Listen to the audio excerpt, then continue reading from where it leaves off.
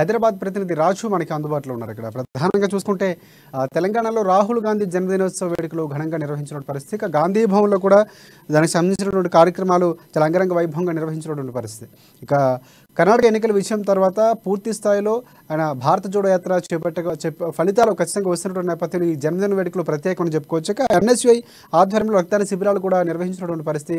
ఆదిలాబాద్లో కంది శ్రీనివాస్ రెడ్డి రాష్ట్ర నాయకులు కంది శ్రీనివాస్ రెడ్డి ఆధ్వర్యంలో కూడా బైక్ ర్యాలీ నిర్వహించినటువంటి పరిస్థితి జన్మదినం సందర్భంగా. అలాగే కాంగ్రెస్ పార్టీలో కూడా కొనసాగుతున్న చేరికలు కూడా మనం రెగ్యులర్గా చూస్తున్నాం. ప్రతి ఒక్కరు కూడా వివిధ పార్టీల నుంచి కాంగ్రెస్ పార్టీలోకి వస్తున్నటువంటి పరిస్థితి. ఇవన్నీ కూడా ఈరోజు రాహుల్ గాంధీ జన్మదిన వేడుకల్లో ప్రస్తావించినటువంటి పరిస్థితి కూడా కనిపిస్తుంది. ఎస్, దీనికి సంబంధించిన పూర్తి అప్డేట్స్ ఏంటి రాజు చెప్పండి. రాజశేఖర్, కర్ణాటక ఎన్నికల ఫలితాల తర్వాత కాంగ్రెస్ పార్టీలో ఒక జోష్ నెలకొని ఉందని చెప్పు. ఎందుకంటే గాంధీ రోజులు కూడా బోసి కర్ణాటక ఎన్నికల ఫలితాల తర్వాత గాంధీ భవన్ లో కూడా ప్రతిరోజు కార్యకర్తలు గాని నాయకులు గాని రోజు ఒక పండగ వాతావరణంలో క్రికెట్ పోతా ఉంది.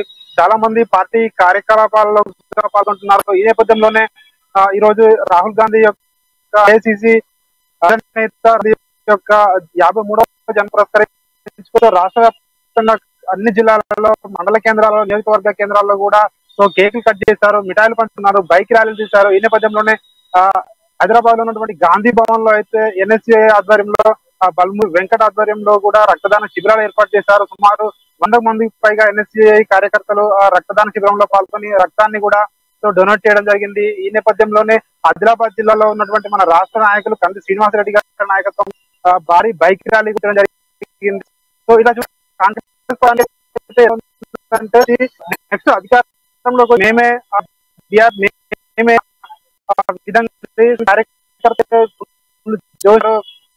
ఒకవైపు ఏసీసీ నుంచి రాహుల్ గాంధీ గాని ఎప్పటికప్పుడు సలహాలు ఇస్తా ఉన్నారు. సో కర్ణాటకలో మనం ఏ విధంగానైతే గెలుపు అంటే ఎట్లా కార్యకర్తలతో కలిసి నాయకులు కూడా సమన్వయం విధంగా అయితే కృషి చేయడం, తెలంగాణలో కూడా అదే స్థానం కూడా దాని ప్రకారమే ముందుకెళ్తుంది. సో పార్టీ చేరికలు కూడా వైపు జరుగునే.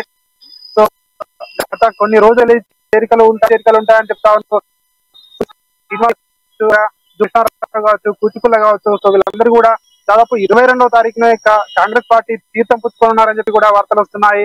సో ఈ నెల 21వ తారీఖున న్యూఢిల్లీకి ఉన్నారు. సో అదే రోజు రాష్ట్రం నుంచి పిసిసి అధ్యక్షులు రేవంత్ రెడ్డి కూడా ఢిల్లీకి చేరుకోనున్నారు. ఈ నేపథ్యంలోనే 22వ తారీఖున ఒక ప్రకటన అయితే రాబోతుంది. రాష్ట్రంలో ముఖ్యంగా ఇంకా చాలా మంది బిఆర్ఎస్ పార్టీ నుంచి కూడా కొందరు కూడా టచ్ లో ఉన్నారని ఉంటుంది అని చెప్పి కూడా. సో ఈ నేపథ్యంలో అయితే చూసుకున్నట్టయితే జన్మదినాన్ని గ్రాండ్ గా అయితే చేసుకున్నారు. ఒకవైపు చేరిక వైపు గాంధీ భవన్ జరిగిన బిహెచ్ లాంటి